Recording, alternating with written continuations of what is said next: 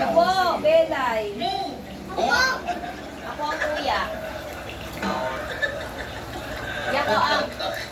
Ay, nako. Alam mo, ayan ngayon ang pinag-uusapang issue. Anak mo na, anak. Dahil Anak yung mo na. isang event organizer, photographer, at host na si Jude Bacarson, di ba?